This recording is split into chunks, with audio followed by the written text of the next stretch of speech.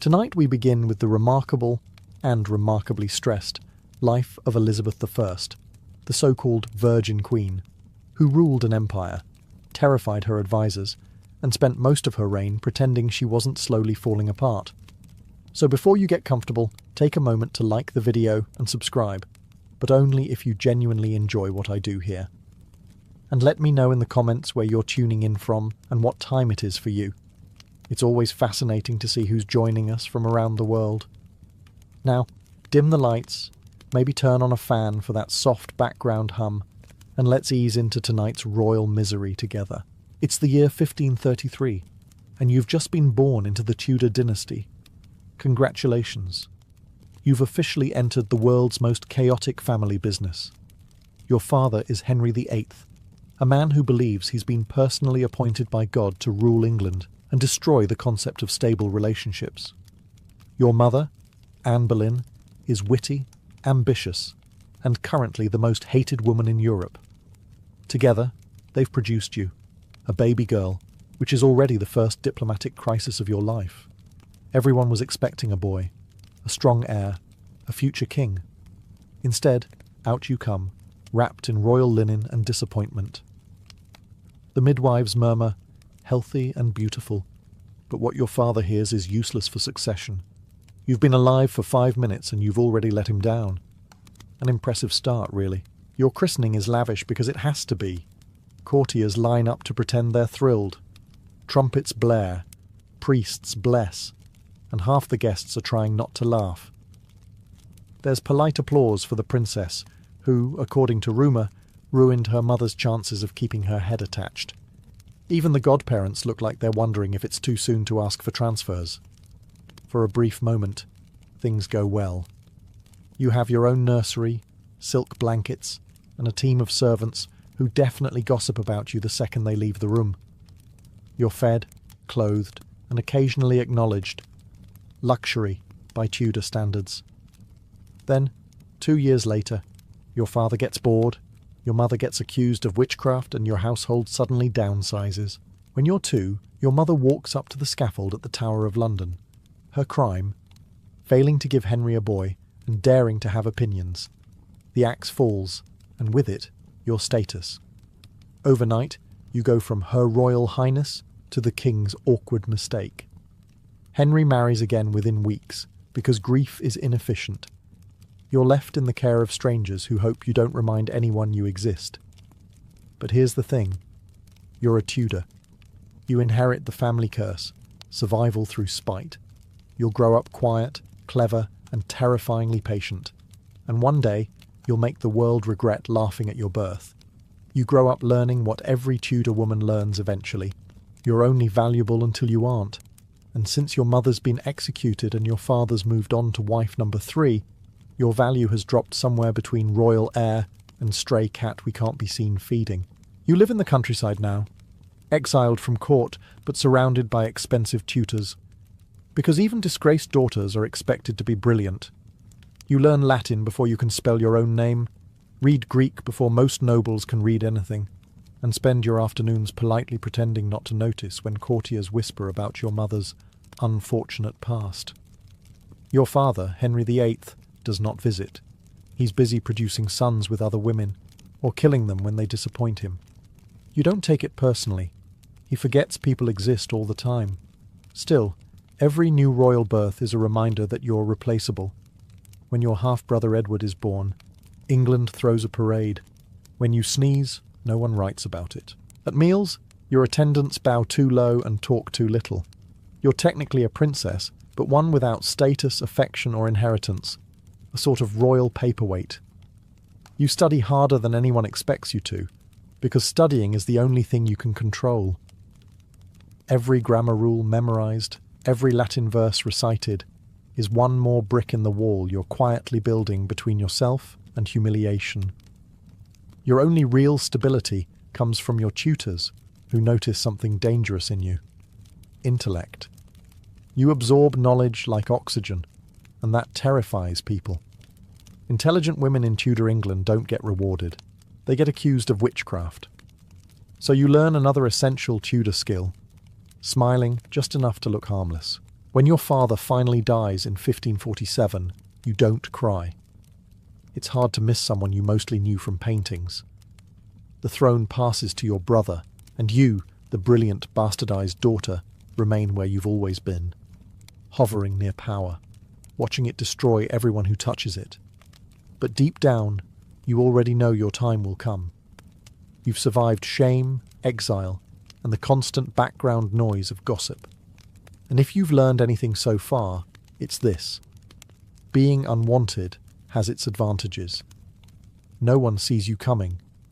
You're 14 now, old enough to read Latin fluently, quote Cicero, and apparently ruin your reputation without even trying. After years in the countryside, you're invited to live with your stepmother, Catherine Parr, Henry VIII's sixth and final wife. She's smart, kind, and astonishingly alive for a Tudor queen. You think you might finally have a mother figure.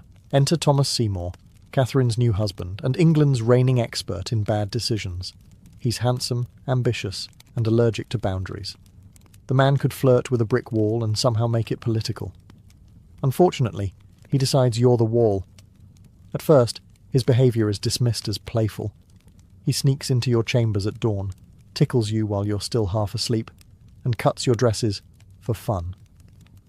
Catherine laughs it off, because in Tudor England, harassment isn't scandalous unless it becomes paperwork. You don't understand why this feels wrong, but you do understand danger when you smell it. And this man smells like it. And expensive cologne.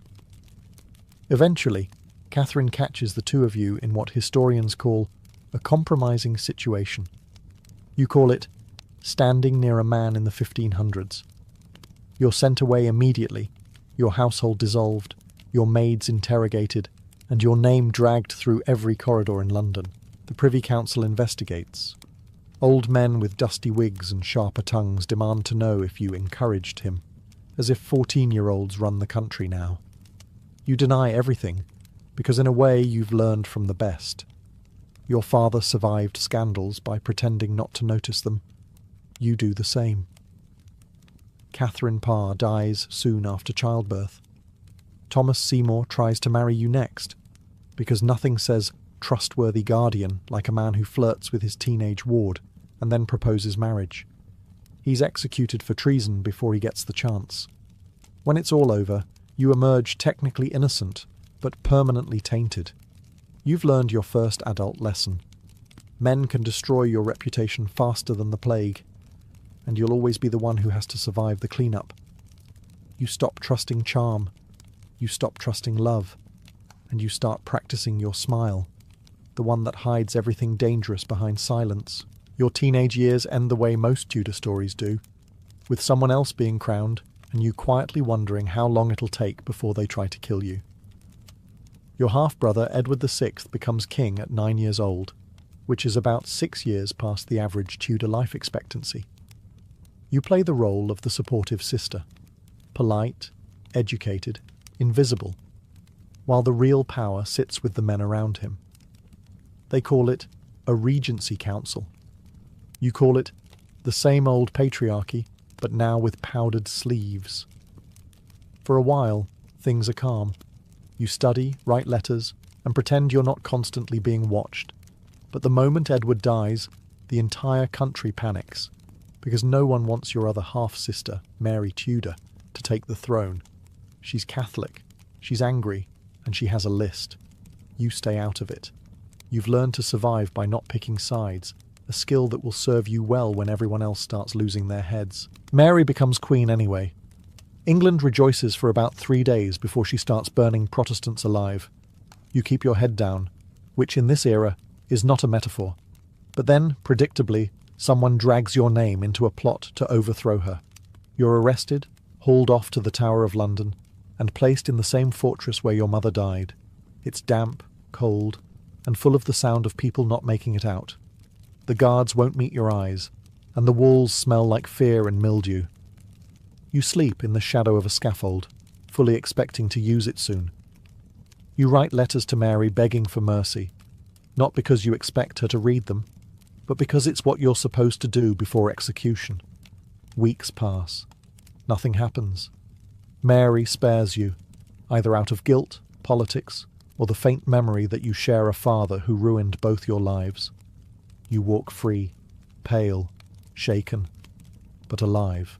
And that's the day you realise what kind of queen you'll need to be if you ever sit on that throne, charming enough to be adored, ruthless enough to stay alive, and paranoid enough to never sleep again. It's 1558, and after years of imprisonment, interrogation, and pretending to be unimportant, you've finally outlasted everyone who wanted you dead. Your half-sister Mary Tudor dies, probably from stress, guilt, or bad timing, and suddenly, you're queen. Congratulations, you've just inherited one of the most dysfunctional kingdoms in Europe. England is broke, half Catholic, half Protestant, and one sermon away from civil war. Your advisors are old men who think women should only rule kitchens, not countries. And your royal treasury? It's emptier than your father's wedding vows. The coronation is magnificent, of course. Gold banners, ringing bells, crowds screaming your name as if trauma has been cancelled. Everyone's thrilled to have a fresh start. You, on the other hand, know better. Nothing in England ever starts fresh. It just gets repainted. You're 25, terrified, and completely alone. Marriage seems like the logical next step. The entire court won't shut up about it. The ambassadors write home daily, speculating which lucky man will tame the fiery Elizabeth. France offers princes. Spain offers alliances. Even Robert Dudley, your childhood friend, offers affection, though his wife's existence makes that complicated. But you've seen what marriage does to women in your family. Your mother lost her head over it. Your stepmothers lost their lives, their sanity, and in some cases, their necks. You know the truth. Marriage isn't partnership. It's surrender. So you turn the concept into a political game. You flirt with kings to buy time, promise heirs you'll never have, and let every nation believe they still have a chance. It's diplomacy through strategic indecision. Behind the curtain, you never stop working. You study treaties, count coins, and learn to balance charm with quiet menace. You smile like a saint and think like a spy. Every decision must please everyone and offend no one. A task slightly harder than inventing flight. When people praise you, it feels hollow. When they criticize you, it feels familiar. You rule through performance, and your crown starts to feel more like a collar. Still, you endure. Because in Tudor England, survival is success, and as you take your seat on the throne, you finally realize the awful truth of power. Being queen doesn't mean freedom. It just means you're the last one left to blame. You're queen now, which sounds glorious until you realize it mostly involves pretending to be flawless for people who secretly hope you'll fail. Every waking moment is a performance. You can't sneeze without it being interpreted as foreign policy. Your morning routine could pass for a military operation. First comes the wig, a towering construction of hair and symbolism. Then the white paste, a thick coat of lead-based makeup meant to make you look eternally young and divine, which, unfortunately, is also eating your skin alive. It burns, it cracks, and it slowly poisons you. But what's a little nerve damage compared to appearing immortal? Your courtiers call you radiant. They mean it literally. The lead has given your face a faint, reflective sheen. You smile through the pain, because that's your job. Not to rule, but to reassure. England must believe its queen is perfect, eternal, and utterly in control. Even when your heart skips from exhaustion and your hairline has fled for safety. The portraits help. You command artists to paint you as a goddess. No wrinkles, no shadows, no humanity. The image works so well that even your enemies start to believe it. You become less of a woman and more of an icon, a glowing marble statue with a pulse. It's brilliant propaganda, and a personal nightmare. At court, perfection is survival. Any hint of weakness becomes gossip by noon and a political rumour by supper. You can't afford friends, only spectators. The ladies in waiting who dress you whisper behind fans. Ambassadors take notes on how tired you look. One wrong word, one slip of temper, and someone somewhere writes to Spain that the Queen's mind weakens. So you double down. You smile harder, speak softer, and wield charm like a dagger. You never cry where anyone can see you, never show illness, never admit you might be lonely. Every day you build the myth a little higher, Elizabeth the Glorious, Elizabeth the Eternal, the Virgin Queen, until even you start forgetting where the act ends and the person begins. And when the candles go out at night, you wipe the makeup away, stare into the mirror, and wonder quietly how much of you is left underneath the paint. Every morning you wake up to the same question from your council, your courtiers, and half of Europe. So, Majesty, have you picked a husband yet? It's not curiosity. It's a threat disguised as small talk, because in their minds, a queen without a king is a problem waiting to happen, like a carriage missing a wheel or a candle burning without permission. You've been queen for years now, and somehow you've managed to stay single. That alone feels like witchcraft. Ambassadors write anxious reports to Madrid and Paris. Her Majesty remains obstinately unmarried. You can practically hear the panic echoing across the channel. You play the game masterfully. When Philip of Spain sends a proposal, you smile and stall. When the Archduke Charles tries, you smile and stall again. When Robert Dudley, your oldest friend and the most dangerous option of all, gets too close, you send him away, twice. Because the one thing worse than scandal is scandal with feelings. With, you've seen what marriage does to women like you. Your mother lost her head over it. Your sister Mary lost her crown.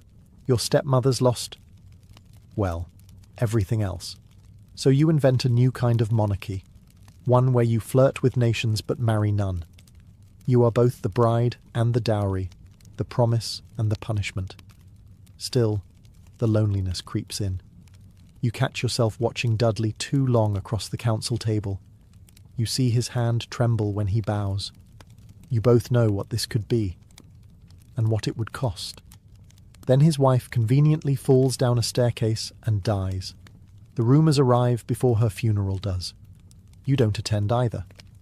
The court gossips, foreign rulers speculate, and poets romanticize. The Virgin Queen, they call you, though not with kindness. You let them. Chastity, after all, makes excellent branding. You wear the title like armour. Every country wants your hand, so none can touch your throne. Every man dreams of possessing you, but you belong to no one, not even yourself anymore. And so you master the art of saying perhaps with a smile that means never. Because the truth is, marriage would have made you someone's wife. Remaining single made you a legend. Welcome to your court, the glittering, perfumed, poison-tipped heart of your empire.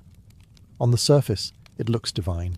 Velvet gowns, jewelled necks, gold reflections of candlelight on marble floors. But underneath all that silk and ceremony slithers a truth you learned too young. Everyone here smiles with their teeth, not their hearts. Your courtiers adore you in public and betray you in private. Their letters travel faster than their loyalty. You know which ones write to Spain, which ones whisper to France, and which ones pretend they don't. The trick is never to let them know you know. You've turned suspicion into an art form. Part queen, part detective, part exhausted babysitter of the ambitious. Your chief minister, William Cecil, is loyal, but only because you let him think his advice is his own idea. Your spymaster, Francis Walsingham, fills your court with informants disguised as servants, musicians, even confessors. They listen, report, disappear, and reappear with more gossip. You rule a country of listeners. Sometimes you wonder if even your walls are writing letters at night. You've created what historians will later call an intelligence network. You just call it survival. In a world where women are expected to be ornamental, you weaponize charm into strategy and paranoia into policy. You smile, flatter, and forgive, and then quietly destroy those who mistake your mercy for weakness. It's exhausting work. You can't eat without wondering who's tasted it first. You can't walk through the gardens without someone hiding behind the hedges taking notes. Even your ladies-in-waiting play double agents, gossiping for favours that vanish by morning. Sometimes, late at night, you envy the peasants. No one's plotting their overthrow. Their enemies are rats, not relatives. But then you remember, you'd rather be the spider in the web than the fly that gets caught in it. So you keep the mask on. You laugh at jokes you've heard 100 times. You dance with men who want your throne. You pour wine for the same hands that might be sharpening daggers tomorrow. And when you stand above them, calm, radiant, terrifying, you remember what your mother's death taught you best. In a world full of vipers, the only way to survive is to smile wider and bite first. You've survived political plots, bad suitors, and the English weather. But now comes the most dangerous threat of all, family. Her name is Mary, Queen of Scots, your cousin and the most inconvenient relative in all of Europe. She's glamorous, Catholic, and absolutely terrible at politics. Imagine the exact opposite of you. All charm, no caution. She marries unwisely, alienates her nobles, and somehow manages to make being royal look like a group project gone wrong. Eventually, she flees Scotland after a small civil war, which is impressive considering she started it. And where does she run for safety? England. To you. Because nothing says smart decision like seeking refuge with a woman whose throne you technically have a claim to. You don't want her here. You can feel the Catholic nobles twitching with excitement already. Mary is everything they think a queen should be, soft, feminine, and blessed by the Pope. You, meanwhile, have been excommunicated and wear lead makeup thick enough to stop a musket ball. But if you send her away, she'll plot abroad. If you keep her, she'll plot at home. So you lock her up. Politely, of course. She gets castles, servants, and embroidery. It's practically royal house arrest. For 19 years. You visit occasionally in letters. Distant, careful, never personal. She writes back in flowery apologies you don't believe. Then your spies intercept a letter. A new plot to assassinate you and put Mary on the throne. The Babington plot, they call it. You read her coded reply with the kind of detached disappointment usually reserved for spoiled wine. You don't want to kill her. You really don't. But you also like your head attached to your body, and history has already shown what happens when Tudors get sentimental. So you sign the warrant. The executioner does his job, and when the axe falls, it's not triumph you feel, it's dread. Because in that moment, you've killed more than a rival. You've killed the last person alive who truly understood what it means to wear a crown. And for the first time in your reign, the silence afterward feels heavier than the applause. The year is 1588, and congratulations, the most powerful man in Europe wants you dead. Philip of Spain, your ex-brother-in-law and professional sulker, has decided to invade England. His reason? Religion, revenge, and the general principle that women shouldn't run countries. He builds the Spanish Armada, 130 ships strong, loaded with guns, gold, and self-confidence. The priests bless it, the poets praise it, and the sailors assume it'll be easy. You, meanwhile, have an aging navy, limited funds, and the distinct feeling that England's destiny might come down to the weather. Your advisors panic. You don't. You give one of history's most famous speeches instead. At Tilbury, in armour, on horseback, surrounded by soldiers who can't decide if they're inspired or terrified. You tell them you have the heart and stomach of a king, which ironically is truer than you'd like to admit after years of Tudor stress eating. The moment becomes legend. But here's the secret. After the speech, you go back to your chambers, take off the armour, and nearly collapse. You're exhausted, anxious, and half poisoned by the very makeup that keeps your public face shining. Meanwhile, divine intervention arrives in the form of English weather. Storms shred Philip's navy like wet parchment. The invincible armada limps home in pieces. You've won, though technically so did the wind. Still, you take the credit. You deserve it.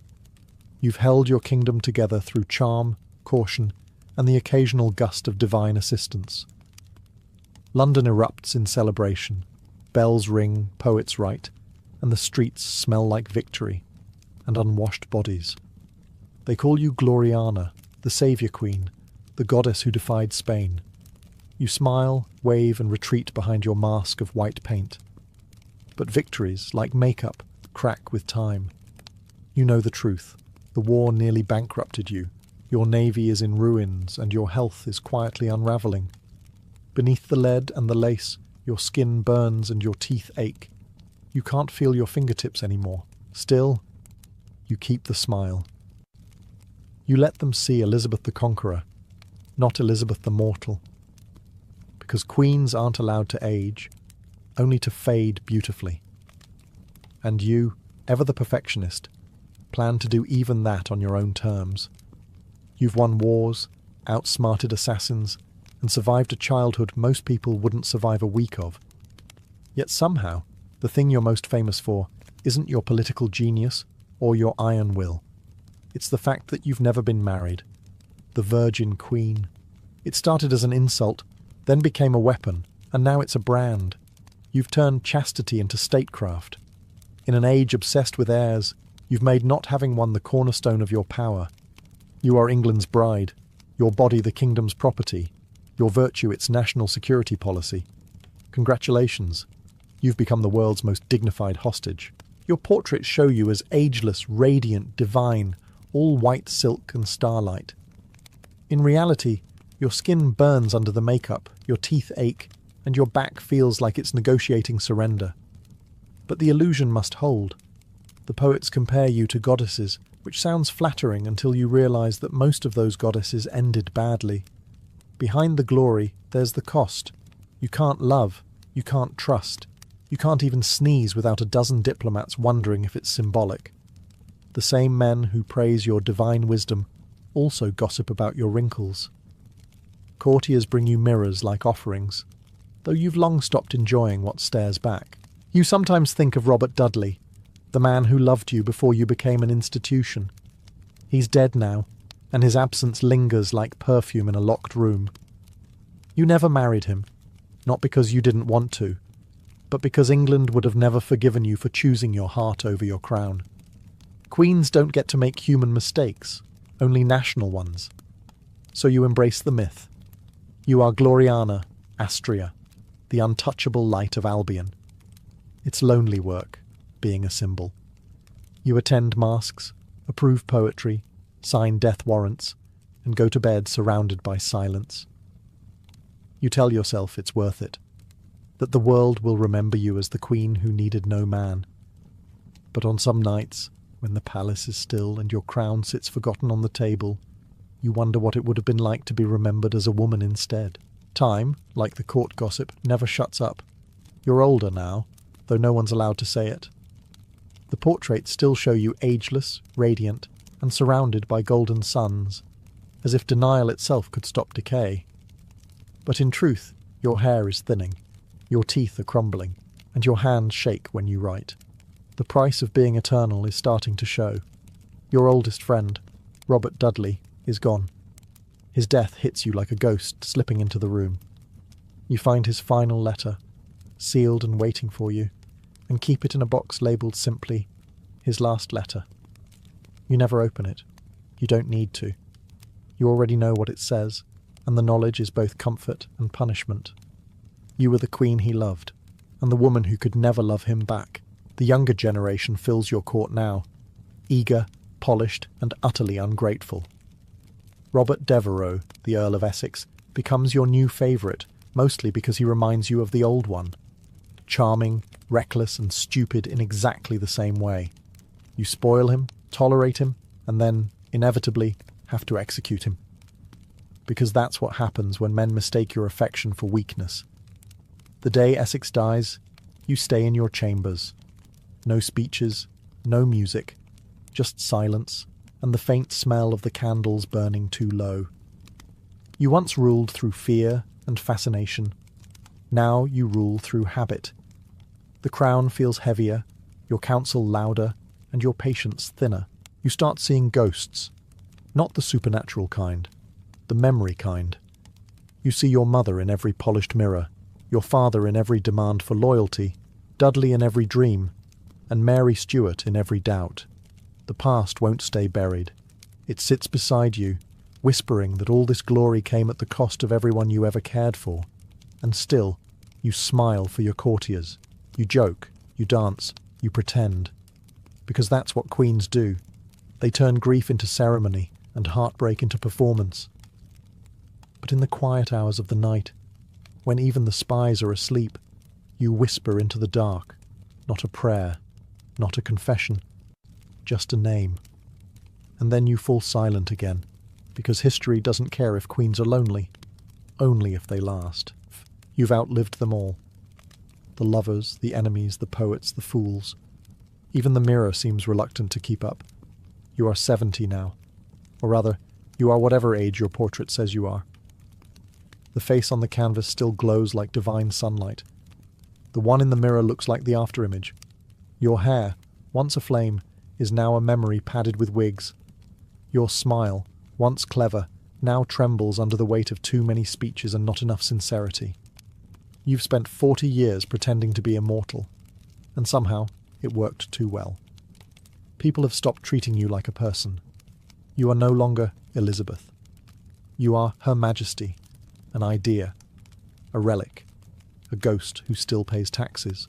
Your council tries to talk succession, but you refuse. Naming an heir means admitting an ending, and endings are for mortals. Besides, every time someone inherits in this family, someone else loses a head.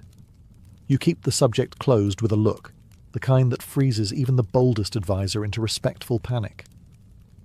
The younger courtiers still flatter you, though the enthusiasm feels more like pity now. They call you radiant. You thank them politely while wondering if they mean still breathing. When you dance, they cheer as though the act itself is miraculous. And in a way, it is. Your bones ache, your joints protest, and your once sharp mind flickers like candlelight. Your palaces have become mausoleums filled with laughter that isn't yours.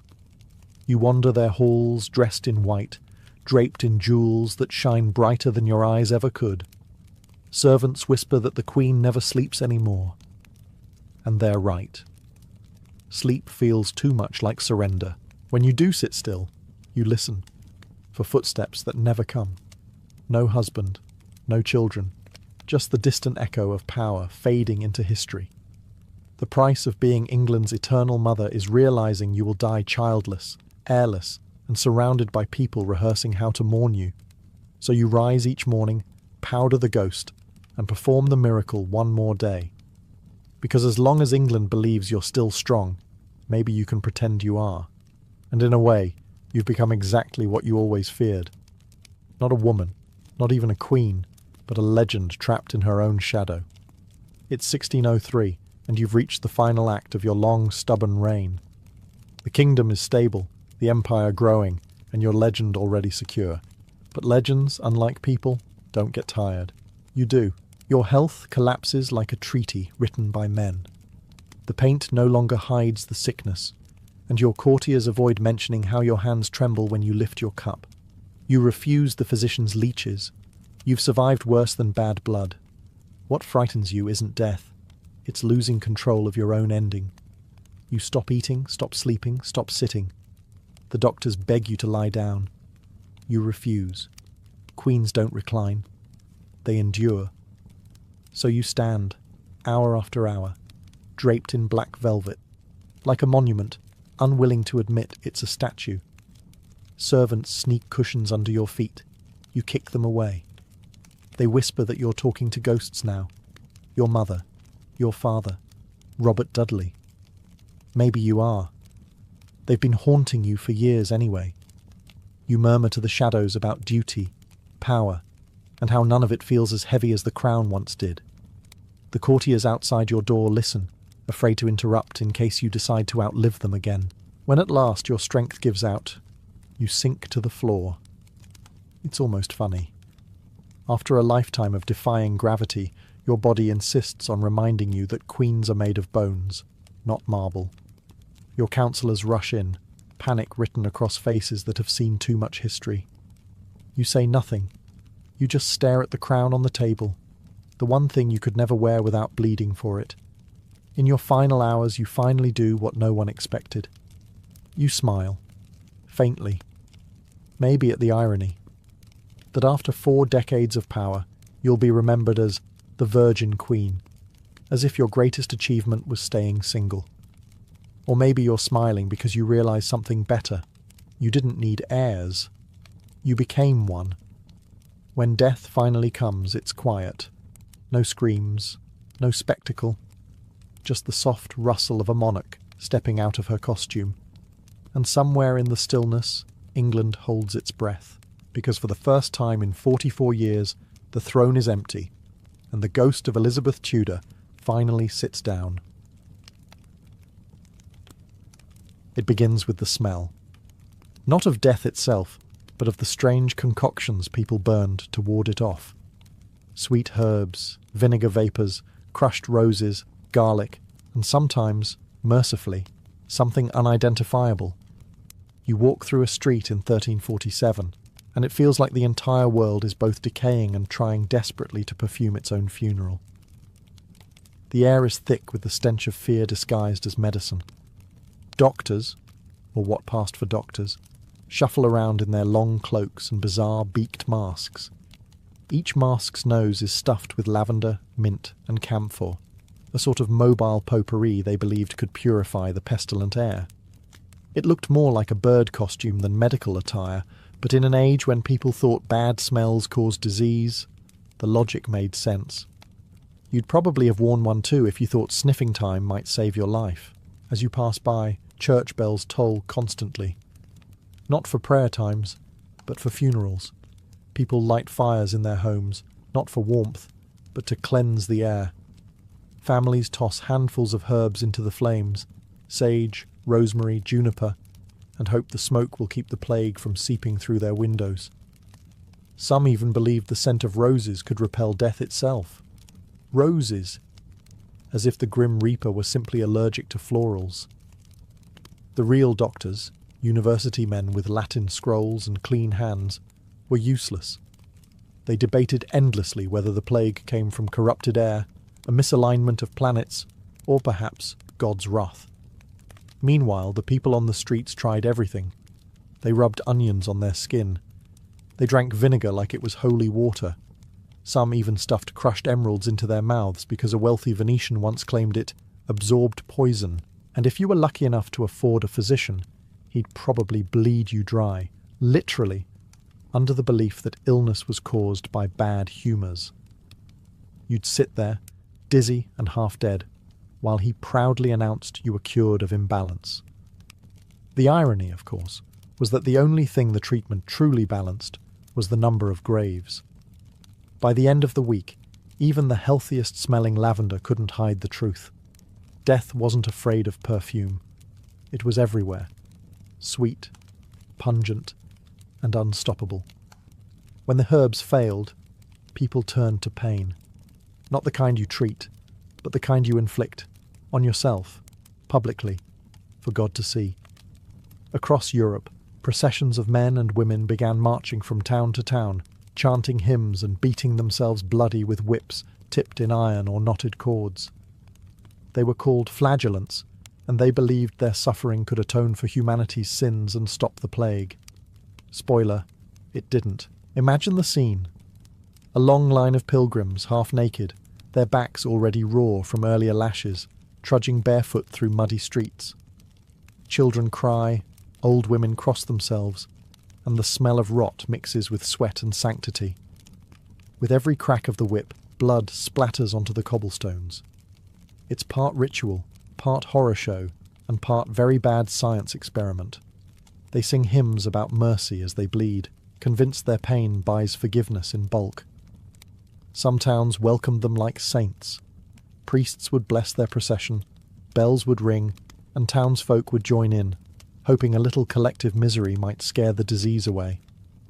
Other cities, however, saw them as dangerous fanatics. In places like Strasbourg and Cologne, flagellant groups became so disruptive, preaching against the church, spreading panic, and occasionally carrying the plague with them, that even the Pope had to issue a ban. Imagine getting excommunicated for loving God too loudly. The psychology behind it was simple and tragic. If the Black Death was God's punishment, then maybe he just needed to see people were sorry. The whips were their apology letters written in flesh. And yet, the more they marched, the more the plague spread. Blood, sweat, and open wounds made perfect incubators for disease. Some cities even reported new outbreaks following the flagellants' arrival. Divine irony, if there ever was one. In a way, they were medieval influencers, spreading a trend no one really wanted, but everyone copied out of fear of missing salvation. For a few brief years, the roads of Europe echoed not with trade or music, but with the rhythmic crack of self-punishment. And when even that failed to stop the dying, humanity began to realize a grim truth. No amount of faith, flowers, or flagellation could cleanse a world that didn't understand its own sickness. By 1348, Europe was crawling with doctors, alchemists, astrologers, and complete frauds, all confidently diagnosing a disease they didn't understand.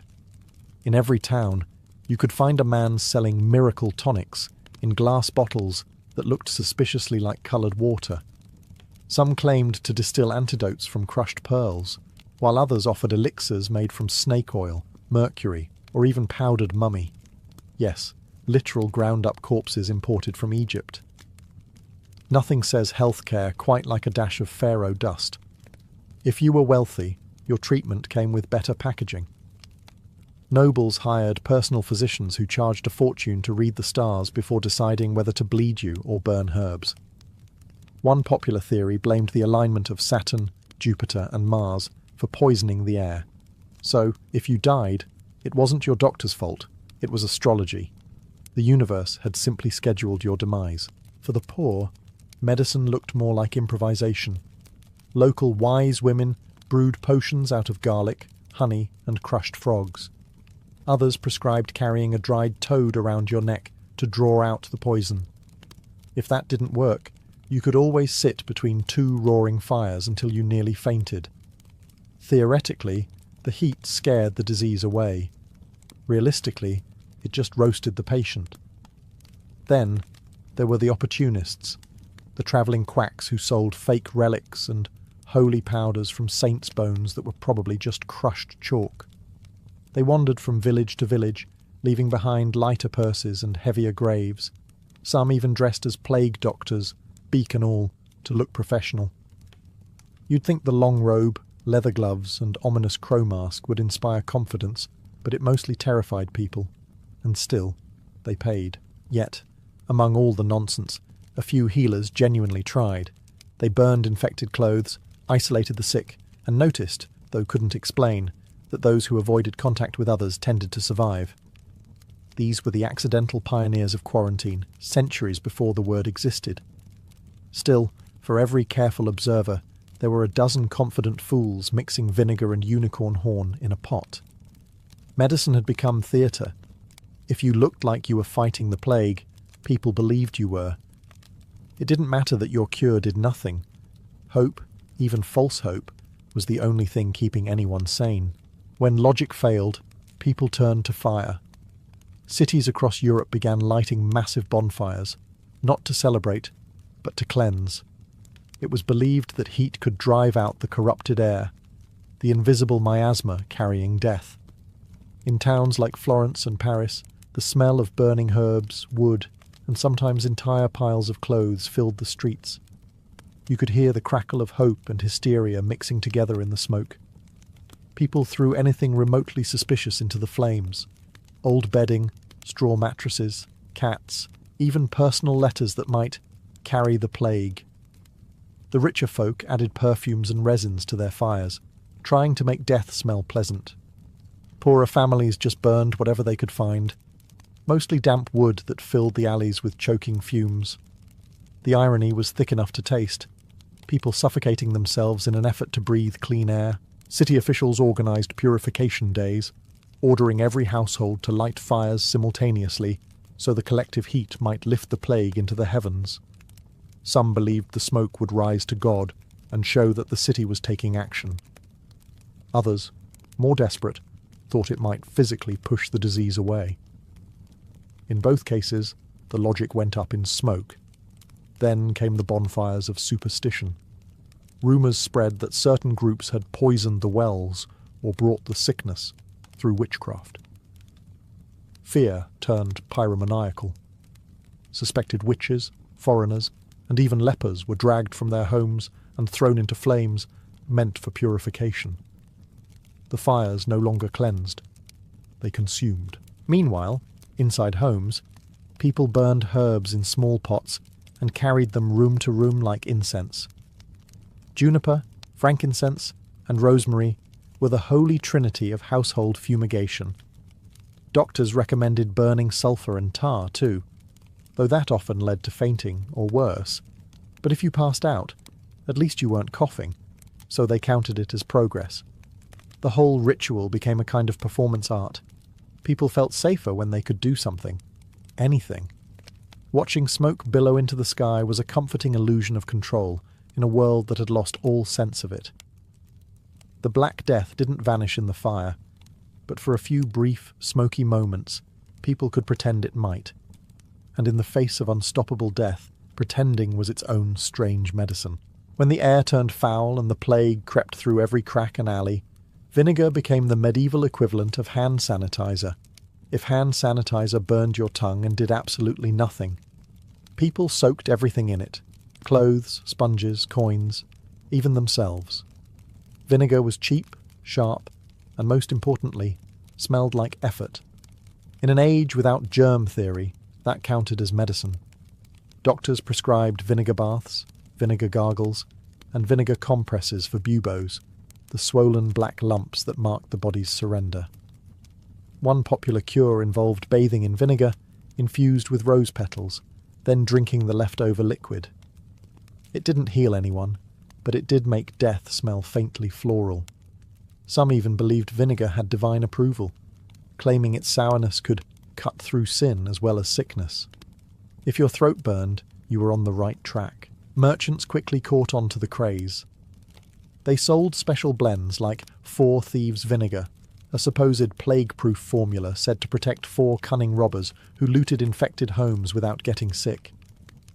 The recipe varied from place to place, sometimes garlic and rosemary, sometimes wormwood and lavender, but the story sold better than the product.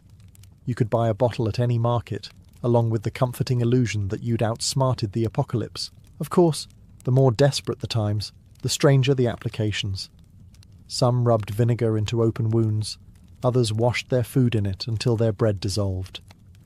A few unfortunate souls even inhaled vinegar fumes directly through their noses, a medieval spa treatment for the truly brave or truly gullible. The richer classes turned it into ritual. Noble women carried silver pomanders filled with vinegar-soaked sponges, pressing them to their noses when servants coughed. It became a status symbol. Nothing said, "I can afford not to die," like sniffing your jewellery. Yet, beneath all the superstition, there was a faint glimmer of logic.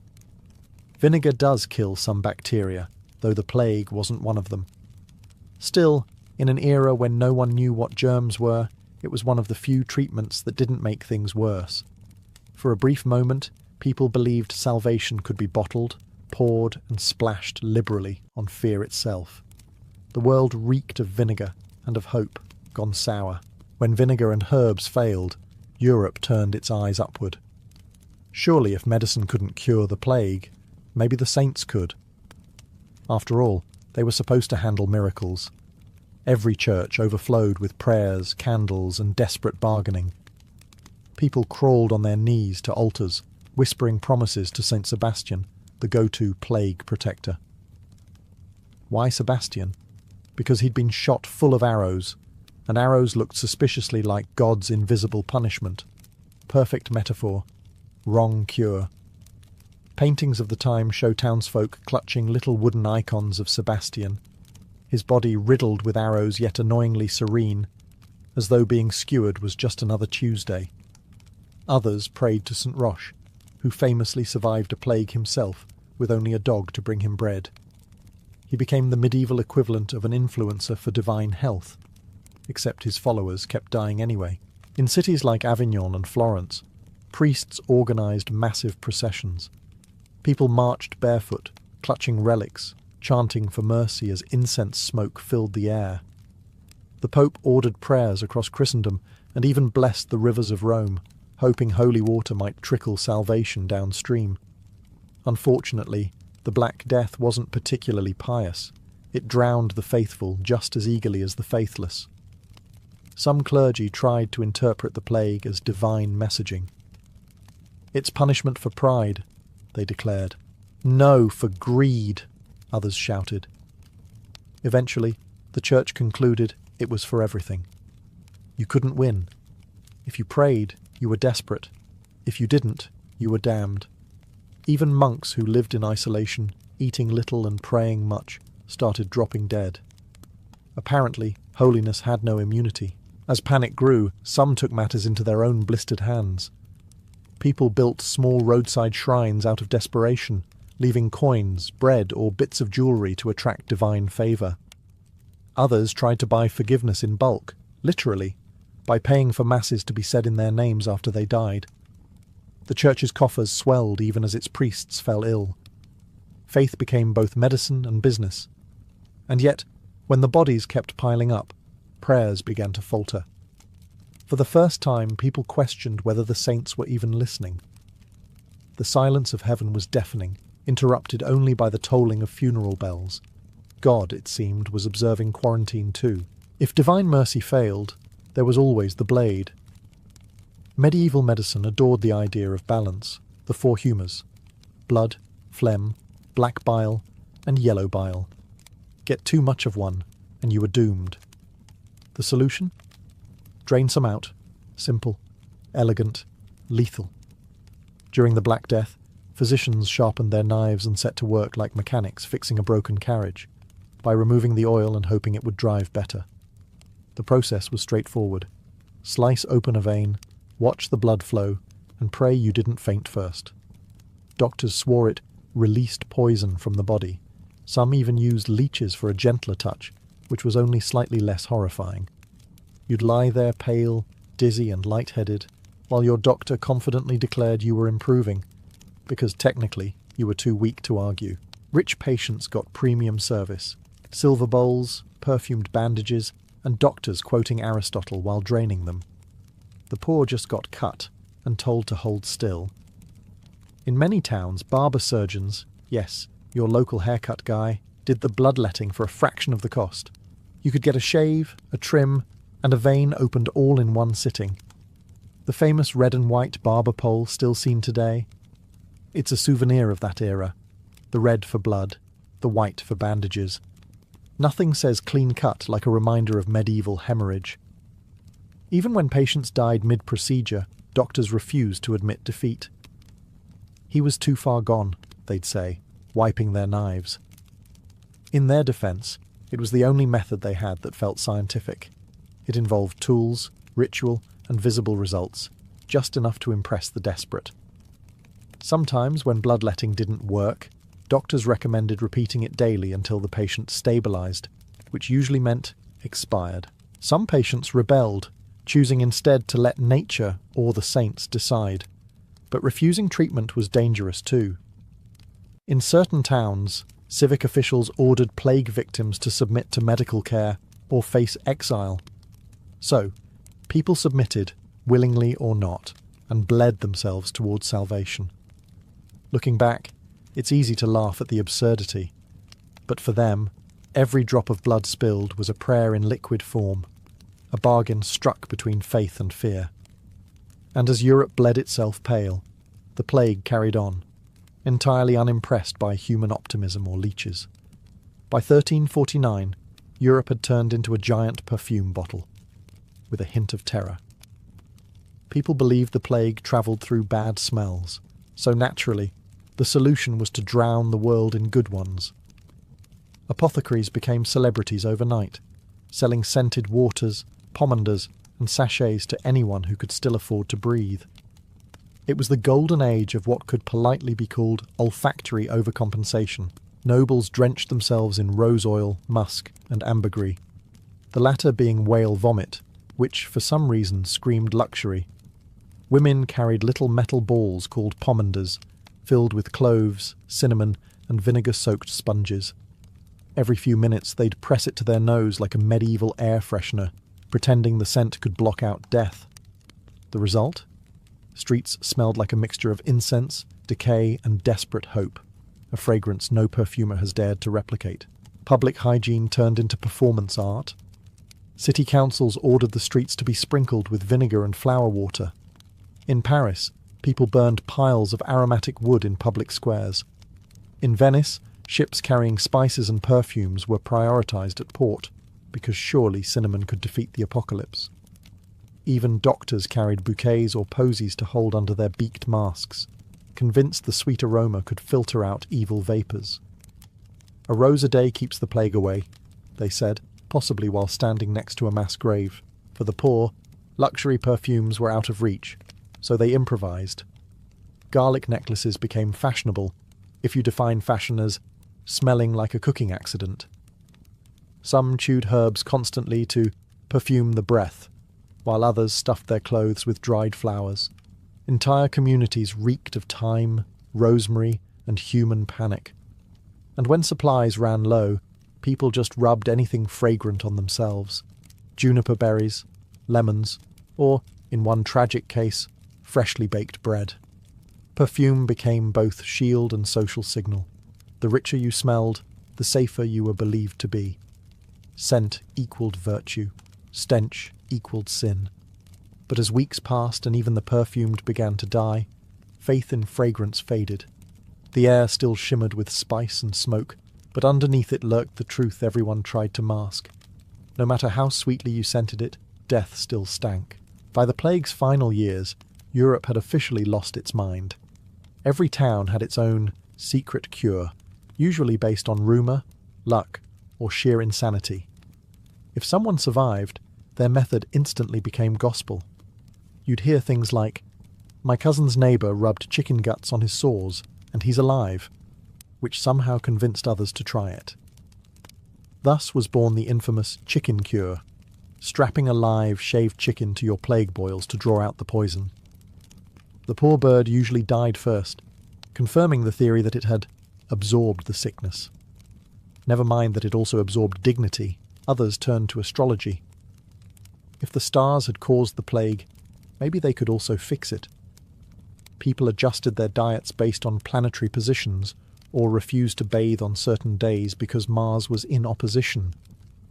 Bathing, in fact, became controversial. Many believed water opened the pores to disease, so the cleaner you were, the quicker you'd die. The rich stopped washing altogether, layering perfume over filth like a scented bandage on civilization's corpse. There were also the earth cures. Some physicians claimed the ground itself could heal, advising patients to bury their feet or entire bodies in soil to draw out the plague. Others drank ground-up gemstones mixed with wine, because if you're going to die, you might as well sparkle on the way out. And then came the truly absurd: swallowing crushed emeralds, rubbing excrement on sores, or even applying butter to wounds to soothe divine fire. Spoiler, it did not. Quarantine, ironically, was one of the few effective measures, discovered not by scholars, but by desperate city officials. In Venice, ships suspected of carrying plague victims were kept at sea for 40 giorni, 40 days. The practice saved thousands, but felt cruel at the time. Imagine watching the mainland from your window while your crewmates coughed beside you, praying the countdown didn't end in silence. By 1351, the Black Death had devoured up to half of Europe's population. The strange cures, from vinegar baths to chicken therapy, had failed spectacularly, but they revealed something profoundly human. People would rather do something wrong than nothing at all.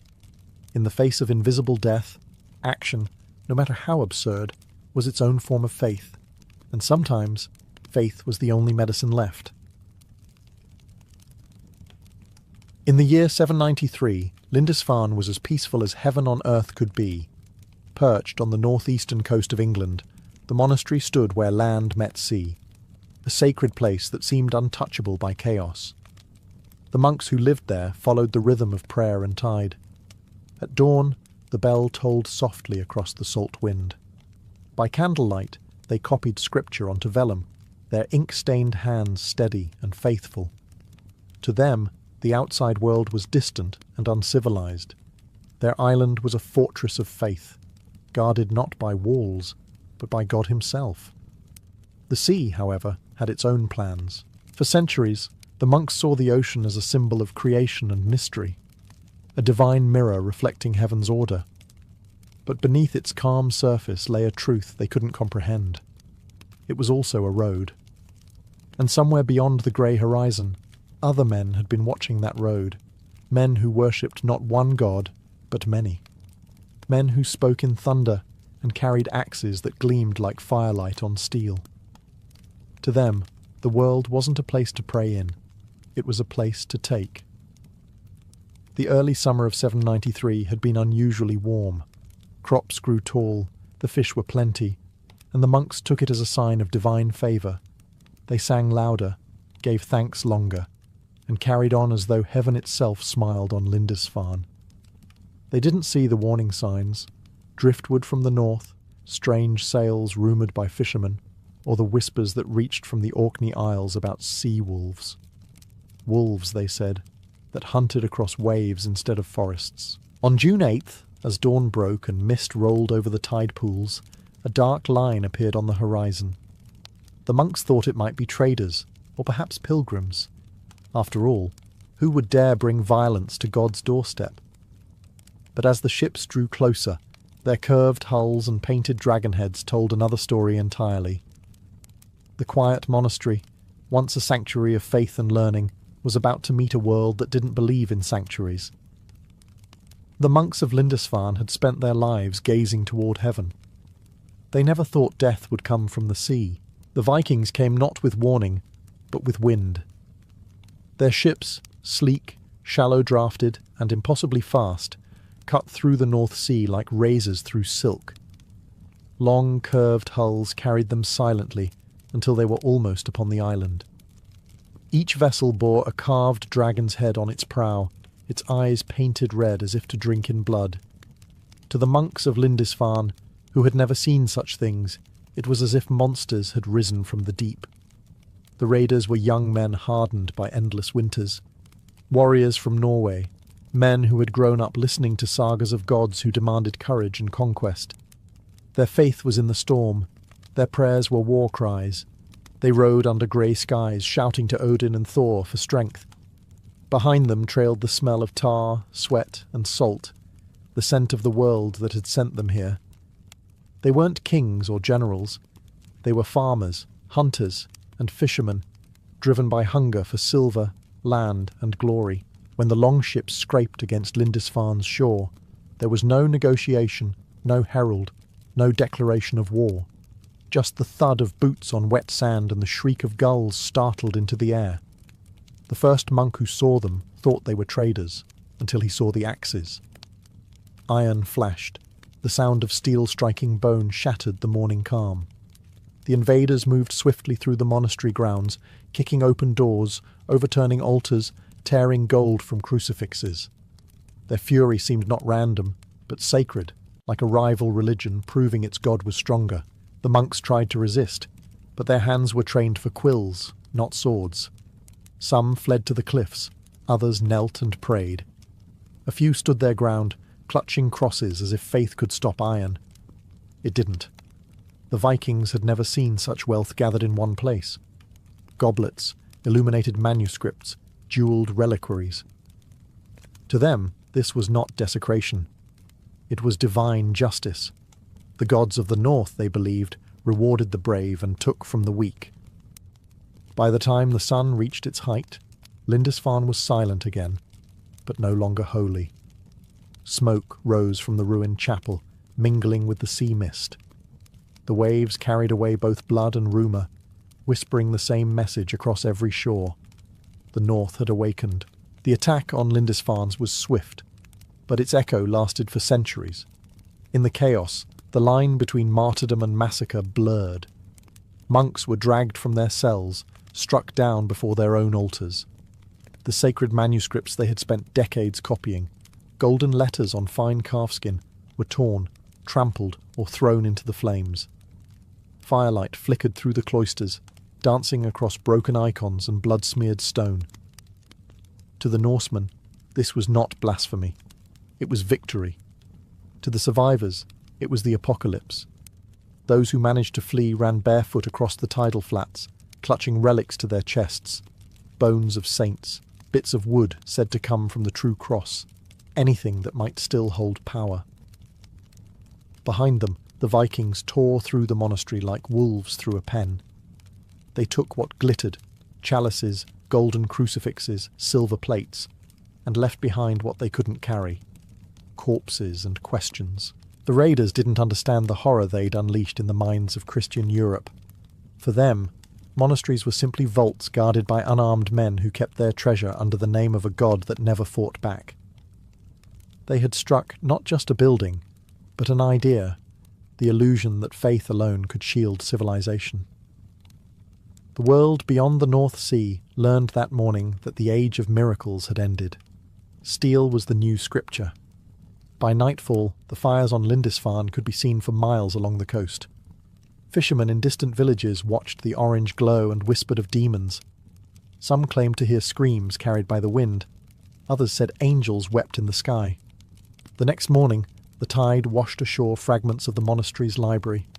Pages from the Gospels soaked and curling in the surf, their Latin words now unreadable, as though God himself had gone silent. The survivors buried their dead and wrote letters of lamentation. One monk described the scene as a harbinger of great terror, the beginning of sorrows. He was right. The raid on Lindisfarne was more than an act of violence.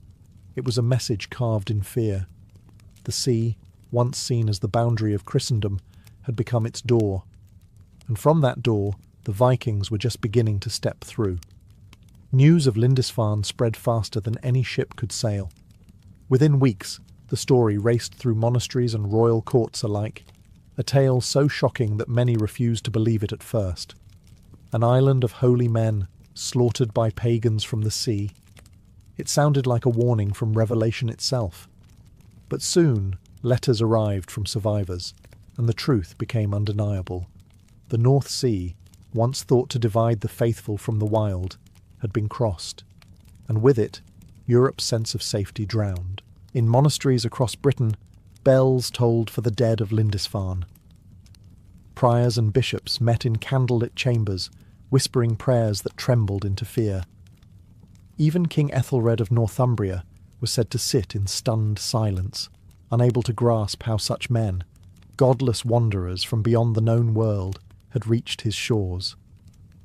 For generations, the Church had taught that divine favour protected Christendom. Yet, the monastery had fallen without a miracle, without warning, without mercy. Chroniclers called it a sign of God's wrath. The Anglo-Saxon Chronicle recorded immense whirlwinds, flashes of lightning, and fiery dragons were seen flying in the sky before the great famine and the harrowing of the heathen men. To the people of the age, this wasn't poetry. It was evidence. The attack wasn't random. It was punishment. Maybe the monks had grown proud. Maybe the church had grown rich. Or maybe God had simply turned his face away. Panic spread along the coasts. Monks began fortifying monasteries, digging trenches and moving relics inland. Pilgrimages slowed, trade faltered, and every ship on the horizon was suddenly suspect. The Vikings, once just a rumour from the north, became the embodiment of chaos, a reminder that civilization was fragile and faith had limits. But amid the fear, fascination took root. Who were these sea raiders who dared to defy the Christian God? Tales of their strength, their ships, and their strange gods began to spread like wildfire. To some, they were monsters. To others, a dark omen. But to a few, they were something else entirely. A challenge. The raid on Lindisfarne had not only broken the peace of the Church, it had awakened Europe to a terrifying truth. The age of the Northmen had begun, and no coast would ever sleep quietly again. Who were the men who struck Lindisfarne, the first to bring the fury of the North to Christian shores? To their victims, they were demons in human form. But in truth, they were farmers, traders, and explorers from the rugged coasts of Norway. Life in the north was beautiful, but brutal. The soil was thin, the winters long, and the seas ruled everything. To survive, these men learned to read the winds better than scripture, to carve ships that could dance over waves, and to fight without hesitation. When resources ran short, they did not beg. They sailed. Norse society was built on competition and courage. Every man sought drengskaper, honour through bold deeds. Staying home and farming was respectable. But to gain glory, to carve your name into song, you had to take risks. The raid on Lindisfarne wasn't just a grab for silver. It was a test of manhood, the kind that turned local warriors into legends. Those who returned with gold and stories would be hailed as heroes.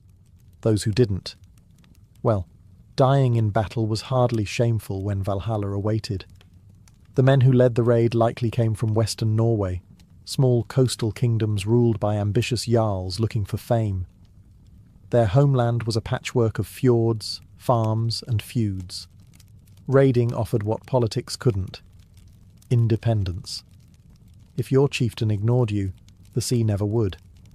And across that sea lay Britain, a land rumoured to be rich, unguarded, and full of soft, praying men who believed their god would protect them. These Norsemen weren't savage brutes, despite the image history paints. They were planners. They chose Lindisfarne precisely because it was isolated, wealthy, and undefended. The monastery's treasures were easily spotted from the water, glittering in the sunlight. They likely observed for days before striking, waiting for low tide to make landfall quick and deadly. When the moment came, they moved with precision. It wasn't chaos, it was choreography. To the monks, the attack felt like divine punishment. But to the Vikings, it was something simpler, a good day's work. They didn't yet know they'd changed the course of European history. They were just men returning to their ships, laughing, hauling their loot aboard, and rowing toward the horizon, unaware that the world they'd just shaken would never forget their names. For the Vikings, Lindisfarne was more than just a successful raid. It was a revelation. The monastery's wealth seemed endless: gold chalices, jewelled crosses, silver altar plates, and manuscripts glittering with illuminated letters. To men who came from a land where even kings dined on wooden bowls, this was otherworldly. They had found a new kind of treasure, one not buried under mountains, but sitting in plain sight, guarded only by faith. They took everything that could be melted, traded, or worn. But it wasn't just greed that drove them, it was glory. Norse culture didn't measure success by coins alone, but by reputation. A man's name had to be remembered, sung around fires long after his bones were gone. To strike such a blow against a foreign god, to return home with the spoils of holy men, that was the stuff of sagas, and the bards would make sure every chieftain knew it. In the eyes of their gods, this was no sin. Odin rewarded courage, Thor loved strength, and Frey, the god of prosperity, surely smiled on those who seized it. Every axe swing at Lindisfarne, every chest of silver torn from an altar, was an offering to them, a tribute written in blood. Where Christians saw desecration, the Norse saw divine balance. If one god had grown too rich and complacent, it was only fair another took his share. The monks' treasures were divided among the warriors and their leader, with shares given according to rank and valour. Some pieces were melted down and reforged into arm rings or necklaces. Others were traded in distant markets, their sacred origins lost in translation. A chalice that once held communion wine might later hold mead in a smoky longhouse, lifted in a toast to Odin rather than Christ. Back home, tales of the raid spread faster than any sermon. Young men dreamed of joining the next expedition, and chieftains realized the sea could bring more wealth than any farm. The raid on Lindisfarne didn't just fill Viking purses, it filled their imaginations. What began as one raid became a model for countless others. The Norse gods, it seemed, had given their followers a sign. Across the sea lay endless fortune, and no one strong enough to stop them. The raid on Lindisfarne struck England like a nightmare that refused to end. Coastal villages began to whisper the word Viking, as if saying it aloud might summon them. Every shape on the horizon became a threat. Every ship's sail, a potential omen of fire and death. The English had faced wars before, against rival kings, against hunger, even against the devil in sermons. But this was something new. Their enemies didn't come from neighbouring lands or known tribes. They came from the mist itself, like phantoms born of the sea. In Northumbria, panic set in. The king and his nobles sent men to patrol the coasts, though no one really knew how to fight what they couldn't predict. The monks who had survived Lindisfarne were treated as holy witnesses, proof that the world was indeed unravelling. One of them wrote that it felt as if the end of days had arrived, and God had sent serpents upon us. Even those far inland began to feel the dread. Markets emptied, pilgrimages halted, and merchants refused to sail. Faith itself began to tremble. Church leaders tried to make sense of it all. Some said the Vikings were sent as punishment for sin, that the church had grown soft, indulgent, too rich for its own good. Others insisted it was a test of faith, a divine storm meant to separate the true believers from the false. But no amount of prayer stopped the fear from spreading faster than any plague. The people started fortifying abbeys, hiding relics, and burying gold beneath altars. Yet, deep down, everyone knew that when the next fleet appeared, even stone walls might not save them. The raid also forced kings to think differently. For centuries, monasteries had been symbols of peace and learning, untouchable sanctuaries. But now they were liabilities, rich, isolated, and undefended.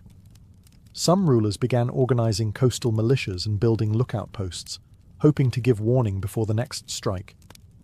But it was like trying to guard an entire ocean with a handful of men. Lindisfarne had been one attack, but it rewrote England's imagination. Fear became part of the landscape, woven into the waves, sung in prayers, carved into chronicles. The Vikings had taken more than treasure. They had stolen England's sense of peace.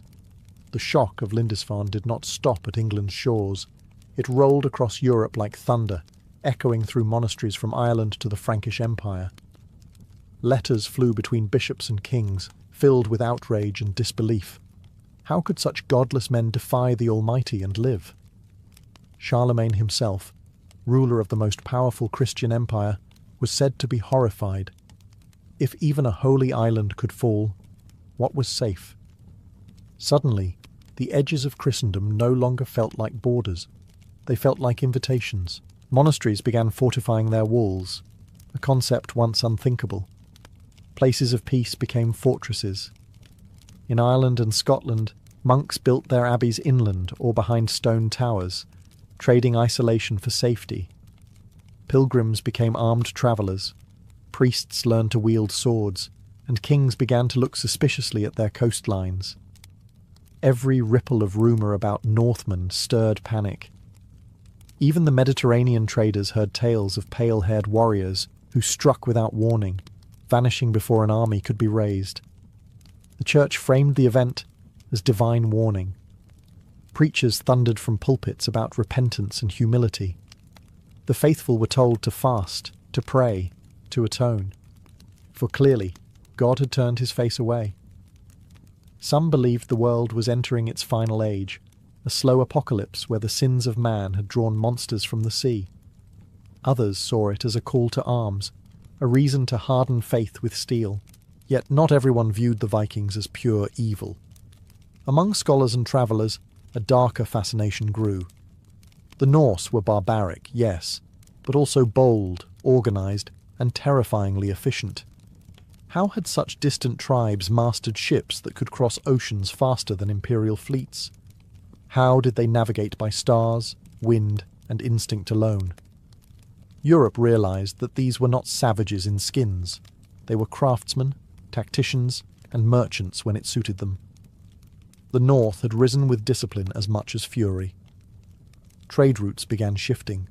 Merchants learned to pay for protection, and entire economies adapted to fear. Monks hid relics underground. Kings reinforced coasts.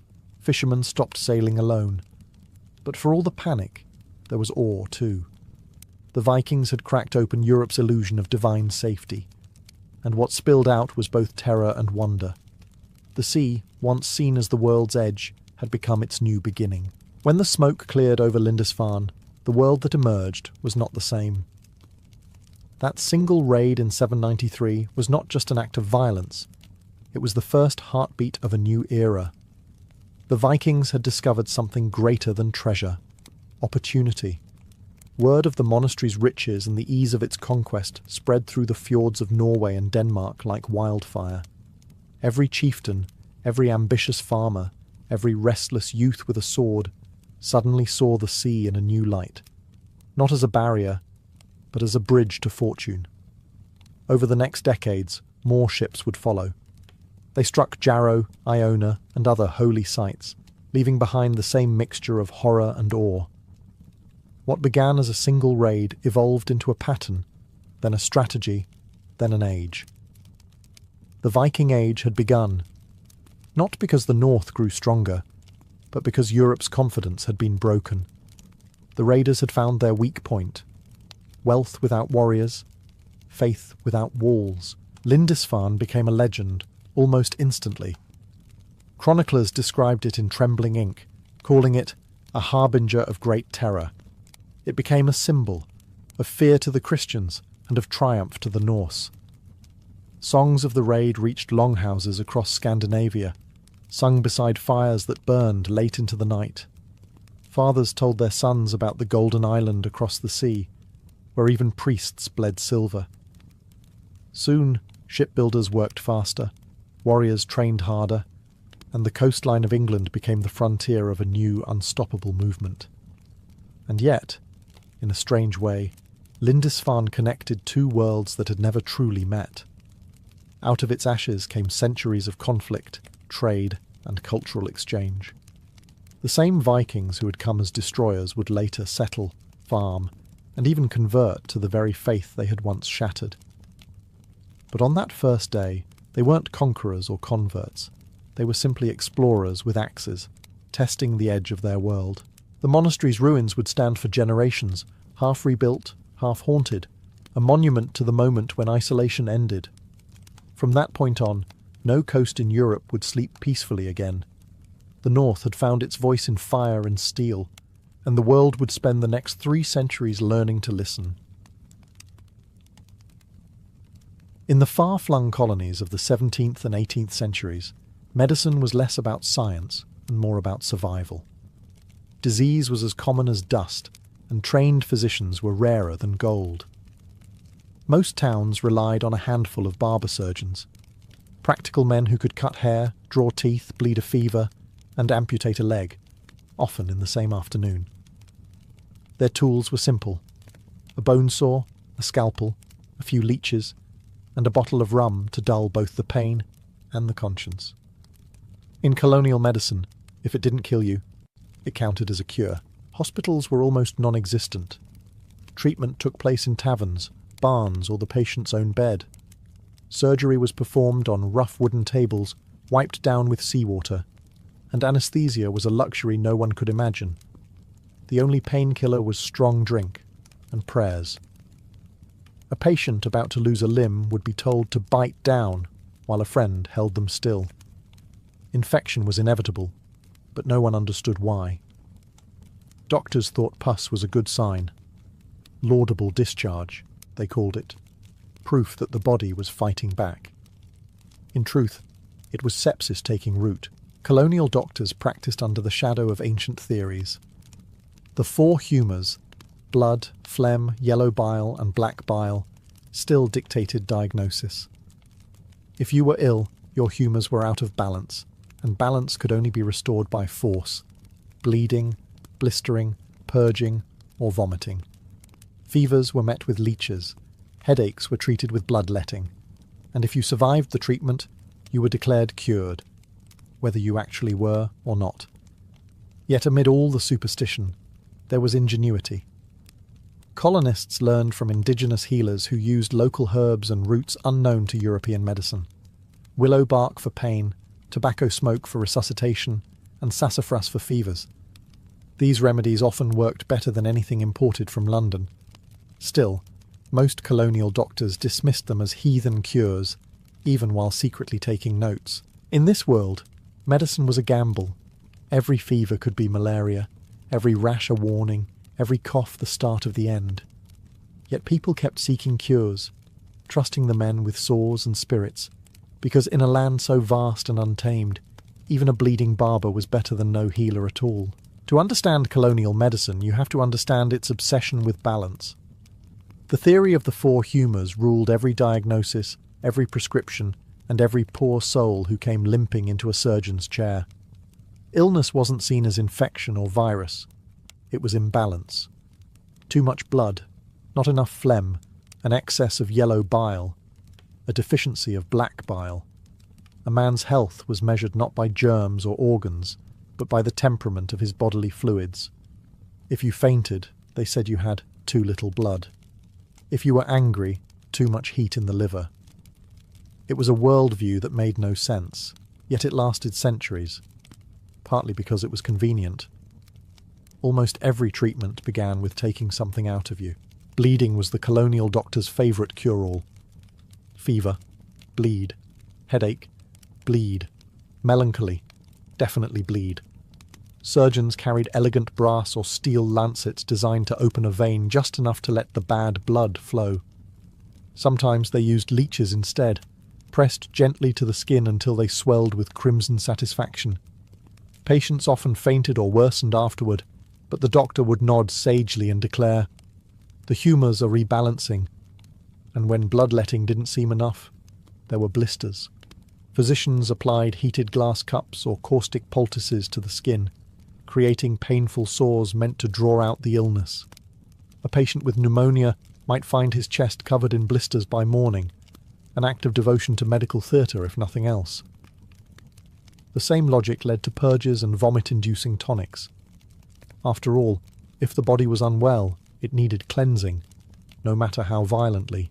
Colonial people endured these torments with remarkable faith. A doctor's visit was more ritual than science, a blend of pain, prayer, and placebo. Yet there was something comforting about the process. The more dramatic the treatment, the more one felt that something was being done. Still, whispers spread. Sailors and settlers noticed that the indigenous healers didn't bleed their patients to death. They brewed teas, used poultices, and somehow cured wounds that colonial doctors could only worsen. Quietly, a few curious minds began to suspect that perhaps the body didn't need to be drained to heal. But for now, bloodletting remained king, and the colonies bled willingly in the name of balance. In the colonial world, there was a fine line between the man who trimmed your beard and the one who sawed off your leg. And often, it was the same man. The barber surgeon was the backbone of early medicine, a craftsman with a steady hand, a sharp blade, and a stomach strong enough for anything. His shop sign usually showed a striped pole, red for blood, white for bandages, the very same symbol that survives outside barber shops today. Inside, customers came for a haircut or a cure, and sometimes left missing more than they expected. These men were practical, not philosophical. While physicians in London debated the balance of humours, barber surgeons in Boston or Barbados simply got on with it. They extracted teeth, set bones, stitched wounds, and amputated limbs when infection spread too far. Their surgical kits looked more like a carpenter's toolbox. Bone saws, scalpels, needles and clamps, polished from use. Their best friend was rum, for cleaning instruments, calming nerves, and numbing the screams. An operation without rum was unthinkable for both patient and surgeon. There were no anaesthetics, of course.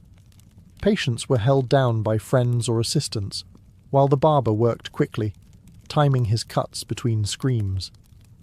A good surgeon wasn't the one who caused the least pain. He was the one who finished before the pain could kill you. Infection was a mystery, but everyone knew the smell of it. If a wound began to rot, the only cure was more cutting.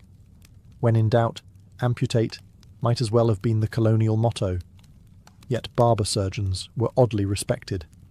They were part healer, part craftsman, and part gambler.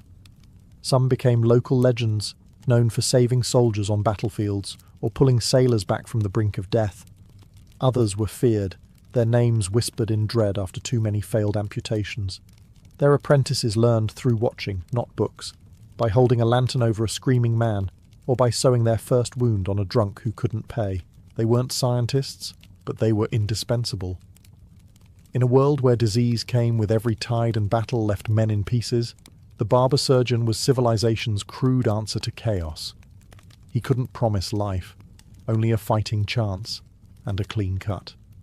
If you lived in the colonies and got sick, your odds of recovery depended less on skill and more on what you happened to have in your pantry. Rum was the universal medicine, disinfectant, anesthetic, painkiller and morale booster all in one. Got a